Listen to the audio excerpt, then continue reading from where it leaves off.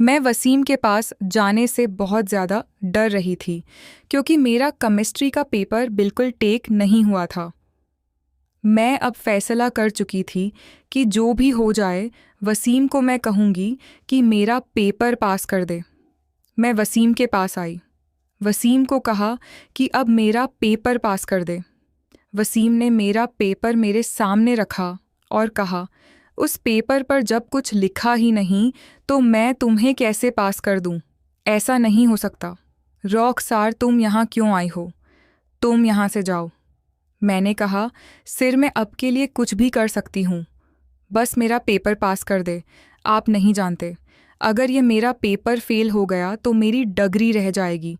मेरा सिर्फ केमिस्ट्री का पेपर ही सही नहीं हुआ, बाकी सब पेपर में अच्छे नंबर आ जाएंगे, लेकिन बस अब मेरा ये पेपर पास कर दे।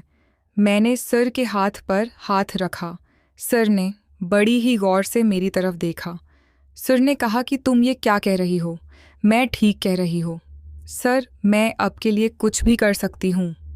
मैं आपकी हर बात मानूं। मागे, बस आप मेरा पेपर पास कर दे।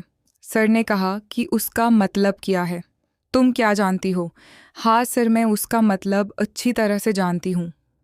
बस अब मेरी बात मान ले, मैं आपको खुश कर दूंगी। ठीक है, ये पेपर तुम्हारा है। तुम कितने नंबर चाहती हो? मैं नंबर लगा देता हूँ, लेकिन तुम्हें मेरी बात माननी पड़ेगी। मैं जैसे खुश होना चाहा होगा तुम्हें मुझे खुश करना पड़ेगा। हाँ हाँ सर, मैं आपकी हर बात मानूंगी। ये वादा याद रखना, तुम अगर मेरी बात मानोगी सच में तो फिर तुम्हें अच्छे नंबर दे दूंगा। क्या 90 नंबर ठीक है? सर, आप उससे भी ज़्यादा नंबर दे सकते हैं। मैं चाहती हूँ कि आप मुझे 95 नंबर दे दे। ठीक है, मैं तुम्हें 95 नंबर देता हूँ।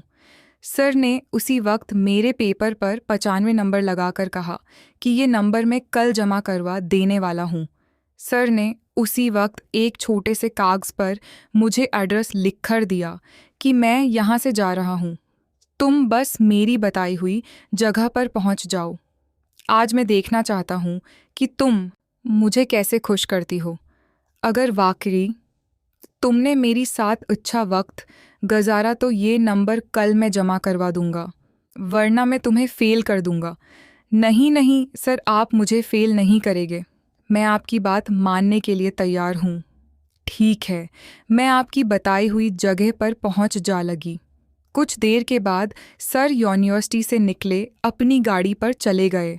मैं अब अपने आप को उस खेल के लिए तैयार करने वाली थी, क्योंकि मैं अब समझ चुकी थी वसीम के पास जाना पड़ेगा। वसीम की बात मानी पड़ेगी। अगर वसीम की बात न मानी तो सब कुछ ख़त्म हो जाएगा। बस सब फैसला कर चुकी थी। मैंने थोड़ी देर के बाद एक रिक्शा वाले को एड्रेस दिखाया तो उन्होंने मुझे बैठने को कहा। वो थोड़ा सा दूर ज़रूर था, लेकिन तकरीबा 1 घंटे के बाद मैंने कहा कि नहीं सर, अब किसी को क्यों भेजेंगे, मुझे बता दे, मैं खुद ही वहाँ आ जाती हूँ। टेक है। सर ने कहा कि टेहक है। सर ने मुझे थोड़ा सा एड्रेस समझाया। थोड़ी देर के बाद मैं सर के घर तक आ चुकी थी। सर का घर किसी गांव में था। यहाँ वो रहते थे। घर में कोई भी मौजूद नहीं था। मैं बहुत ही ज़्यादा हैरान थी। सर आखिर किसको मेरे पास भेजने वाले थे? सर ने कहा कि मैं खुद ही वहाँ आना चाहता था, लेकिन जब तुमने खुद कहा तो मैंने कहा कि वो खुद ही यहाँ आ जाएगी। सर ने उसी वक्त जूस का गिलास आगे बुलाया। सर ने कहा कि जूस पी लो। मैंने जूस पिया। सर बिल्कुल रिलैक्स बैठे थे। सर ने कहा कि परेशान न हो, यहाँ कोई भी आने वाला नहीं, हमारे अलावा यहाँ कोई भी नहीं। तुम बस अब मेरी हर बात मानोगी। सर ने बस मुझे अपने पास बैठा लिया, अपना हाथ मेरे कंधे पर रखा। मुझे काफ़ी अजीब लगा, लेकिन मैं सिर का हाथ नहीं हटा सकती थी। मुझे पता था कि अब जो कुछ होने जा रहा है वो मेरी रजामंदी से होने जा रहा है। वसीम सर ने कहा कि क्या तुम अब तैयार हो? तुम क्या सच में तुम मेरे साथ खुलना चाहती हो ना? सर आप बेफिक्र हो जाए, अब मैं यहाँ तक आ चुकी हूँ, तो मैं अब यहाँ से जाने वाली नहीं। मैं ही आपके साथ हूँ, लेकिन बस मैं आपको इतना बता देना चाहती हूँ कि मैंने आज से पहले ऐसा कोई भी काम नहीं किया। मैंने कभी भी ऐसा कोई खुल नहीं खुला, इसलिए मैं नहीं चाहती कि आप मेरी साथ कोई भी जबर करे। मैं चाहती हूँ कि बस अब सब कुछ प्यार से करे। हाय, तुम बेफिक्र हो जाओ, तुम्हें परेशान होने की ज़रूरत नहीं। मैं तुम्हें परेशान नहीं करूँगा। मैं तुम्हें बता रहा हूँ, न कि जैसा तुम चाह होगी बिल्कुल वैसा ही होगा। तुम अब बेफिक्र हो जाओ। सर जैसे बैठे थे, उन्होंने मुझे खुलने को कहा। सर ने कहा कि तुमने कहा है न कि तुम मेरी हर बात मानोगी, तो इसलिए तुम्हें मेरी बात माननी पड़ेगी। अब तुम्हें यहाँ से खुलना शुरू करना पड़ेगा। मैं अपने तरीके से खुलने लगी। शुरू में मुझे खुलना नहीं आ रहा था। सर ने मुझे एक छोटी सी वीडियो दिखाई। अब मैं वीडियो को देख चुकी थी। वीडियो में देखने के बाद सर ने कहा कि अब तुम बिल्कुल ऐसे ही खुलोगी। टेक है। थोड़ी देर के बाद मैं काफ़ी अच्छे तरीके से खुलने लगी। अब मुझे भी काफ़ी अच्छा लगने लगा था। मैं जैसे जैसे खुल रही थी, मुझे काफ़ी अच्छा लग रहा था। सर भी अब इस बात पर बहुत ही ज़्यादा खुश थे। सर के चेहरे से मुझे साफ खुशी नज़र आ रही थी। सर ने कहा कि तुम तो रखसार वाकई ही अच्छी खिलाड़ी हो। मुझे तो लगा था कि तुम इतना ज़्यादा नहीं खुल पाओगी, लेकिन तुमने तो वाकई ही कमाल कर दिया। टेक है। थोड़ी देर के बाद सर ने मुझे एक अच्छी सी पोजीशन बनाने को कहा। मैं सर की बताई हुई पोजीशन में आ चुकी थी। सर बस अपने तरीके से खुलने की कोशिश कर रहे थे, लेकिन जैसे ही सर ने कोशिश की तो मैं बहुत ही ज़्यादा परेशान हो गई। मैंने कहा, सर ये बहुत ही ज़्यादा मुश्किल है, मैं शायद ऐसा नहीं कर सकती। सर अब शायद हमारे दरमियान ऐसा कोई ताल्लुक़ नहीं बन सकता। मैं बहुत ही ज़्यादा परेशान भी हो चुकी थी, लेकिन सर ने कहा कि देख लो, मैंने नंबर कल जमा करवा देने हैं। टेक है। अब मैं भी फैसला कर चुकी थी। अब जो भी हो जाए, मैं यहाँ से नहीं हिलना चाहती थी। मैं एक बार फिर अपनी बताई हुई पोजीशन में दोबारा आ गई।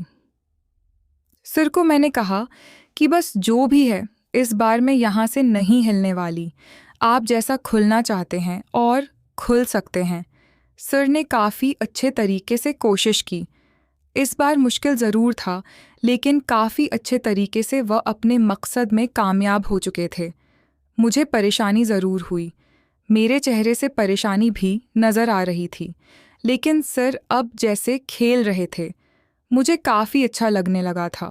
सर ने कहा कि चाहे जैसे भी खेल लो, इतनी तो परेशानी उस खेल में होती है, लेकिन मुझे ऐसा नहीं करना चाहिए था। नहीं सर, ऐसी कोई बात नहीं। अब बेफिक्र हो जाए, जो कुछ होना था हो गया। बस अब अपने हिसाब से खेले। मुझे काफ़ी अच्छा लग रहा है। मैं अब आसानी से ये सब कुछ खेल सकती थी। मैंने अब सिर को बहुत ही ज़्यादा अच्छे तरीके से खेलते हुए देखा। मुझे भी काफ़ी अच्छा लग रहा था। अभी तक सर अपने मकसद में कामयाब तो ज़रूर हो चुके थे, लेकिन अभी तक वह अच्छी तरह से खेलना जानते थे। मुझे तो लगा था कि सर जल्दी अपना खेल मुकम्मल कर देंगे, लेकिन सिर अभी तक भी खेल रहे थे। थोड़ी देर के बाद दरवाजे पर अचानक दस्तक हुई। मैं डर गई, बहुत ज़्यादा डर चुकी थी। मैंने कहा, सर अपने तो कहा था कि यहाँ कोई नहीं आने वाला, फिर कौन हो सकता है? मैं उसी वक्त वॉशरूम में चली गई। थोड़ी देर के बाद आरफ सर थे। आरफ सर ने वाशी सिर को ऐसी हालत में देखा तो वो बहुत ही ज़्यादा हैरान हुए। आरफ, तुम यहाँ हाकिया में नहीं आ सकता। तुमने मुझे बताया नहीं। क्या तुम्हारे साथ कोई हमवाइंक्सो है? वाशी सिर ने उसी वक्त मुझे बाहर आने को कहा। मैं बहुत ही ज़्यादा डर चुकी थी। मैंने आरफ सिर की तरफ देखा। आरफ सिर ने कहा कि रखसार, तुम यहाँ पर थी। चलो कोई बात नहीं, तुम्हें मुझसे डरने की ज़रूरत नहीं। वाशी सिर ने भी कहा कि आरफ से डरने की ज़रूरत नहीं। आरफ तुम्हें परेशान नहीं करेगा। आरफ और मैं पहले भी यहाँ बैठते हैं और अक्सर ऐसा वक्त गुजारते हैं, इसलिए तुम्हें अब परेशान होने की ज़रूरत हो नहीं। मैं अब समझ चुकी थी। अब आरफ सर ने कहा कि तुम अच्छी तरह से जानती हो, तुम्हारा मैथ का पेपर मेरे पास होता है। मैथ में से तुम्हारे 50 नंबर ज़रूर हैं, लेकिन तुम्हें और भी अच्छी नंबर मिल सकते हैं। मुझे अब इस बात का अंदाज़ा हो चुका था कि आरफ और वैसी दोनों आपस में मिले हुए हैं। आरफ को मैंने कहा कि सिर नहीं, मैं ऐसा कुछ नहीं चाहती कि मिस्ट्री का पेपर तो मेरा बिल्कुल पास हो ही नहीं रहा था, इसलिए मैंने वैसी सिर की बात मान ली। लेकिन मैं अब के साथ टेक है, अगर तुम मेरी बात नहीं मानोगी तो मैं भी तो पेपर में फेल कर सकता हूँ। मैं तुम्हें पेपर में अच्छा नंबर दे सकता हूँ, अगर तुम भी मेरी बात मान लो। मुझे काफ़ी अजीब लग रहा था। मैं बहुत ही ज़्यादा अब भी बस हो चुकी थी, लेकिन मुश्किल वक्त तो मैं गुजार चुकी थी। अब जो भी हो जाए, मैं अब फैसला कर चुकी थी। आरफ सर को मैंने कहा कि टेक है, अब जो चाहते हैं, मैं अब की बात मानने के लिए तैयार हूँ। थोड़ी देर के बाद, क्योंकि वैसी सिर कुछ देर वो खेल चुके थे, अब आरफ सर ने अपने तरीके से खेलना शुरू कर दिया। मुश्किल वक्त डीडी था, लेकिन काफ़ी अच्छे तरीके से मैं अब खेल चुकी थी। आरफ सर अपने तरीके से खेल रहे थे। आरफ के पास जो था वो काफ़ी मजबूत ताकतवर था, इसलिए आरफ सर काफ़ी अच्छे तरीके से कीप उमुकते थे। मुझे काफ़ी परेशानी ज़रूर हो रही थी, लेकिन अभी वैसी सर भी खेलने के लिए तैयार थे। वसी सर ने आरफ सर को कहा कि तुम थोड़ी देर रेस्ट कर लो। मैं अब बहुत ही ज़्यादा परेशान थी। मुझसे खुद भी अब ये सब कुछ खेलना बर्दाश्त नहीं हो रहा था। मैंने कभी भी ऐसा नहीं सोचा था, लेकिन अब एक बार फिर वसी सर ने अपने हिसाब से खेलना शुरू किया। वो अच्छे तरीके से खेल रहे थे, लेकिन जब आरफ सर ने भी वसी के साथ खेलने को कहा तो मैं काफ़ी शॉक में थी। मैंने कहा कि ये क्या कह रहे हैं, ऐसा नहीं हो सकता, क्योंकि वो अब मुकम्मल तौर पर खेलना चाहते थे। मैं समझ चुकी थी। मैंने कहा कि ऐसा नहीं हो सकता। सर अब बारी बारी अपने हिसाब से एक खेले, वही बेहतर है। मैं ऐसे नहीं खेल सकती।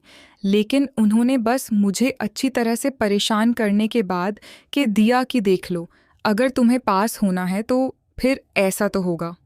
फिर आखिर मैं मजबूर हो चुकी थी। अब मैं यहाँ तक आ चुकी थी।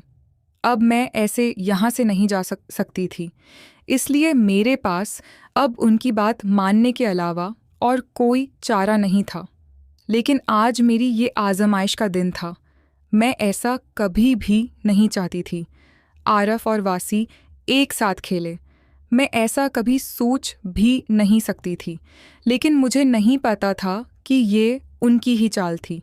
मैं इन दोनों की चाल में आ चुकी थी। अब जो भी हो जाए, मैं ऐसे ही यहाँ से नहीं जा सकती थी।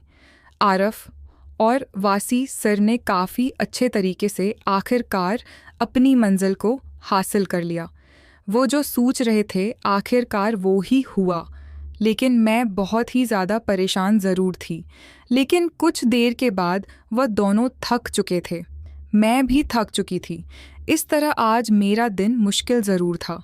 थोड़ी देर के बाद आरिफ सर ने मुझे 5,000 रुपये निकाल कर दिए।